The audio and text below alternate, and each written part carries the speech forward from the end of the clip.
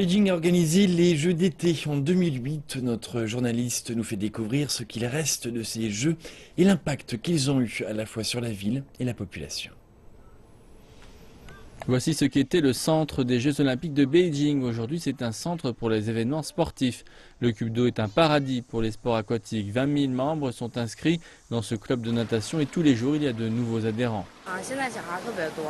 De nos jours, davantage d'enfants viennent pour apprendre à nager et certains sont très jeunes. J'ai commencé à apprendre quand j'avais 6 ans, mais certains de ces enfants n'ont même pas 4 ans. Depuis les Jeux de Beijing, la Chine a lancé un plan de fitness public. Le 8 août a été choisi pour être la journée nationale du fitness et les lieux des JO jouent un rôle important dans le projet.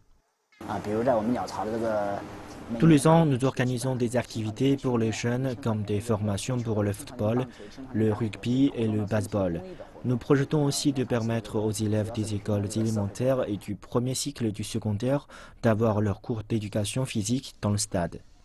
Les clubs de jogging se multiplient dans le pays, en particulier dans les villes comme Beijing où il y a de grands parcs publics. L'un des lieux populaires est le parc de la forêt olympique.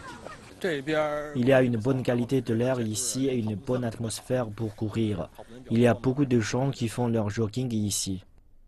La Chine a maintenant de plus grands objectifs pour que sa population pratique une activité physique. Elle souhaite que d'ici 2020, plus de 400 millions de personnes fassent régulièrement de l'exercice. Pour arriver à cela, l'investissement dans l'infrastructure et les services est primordial.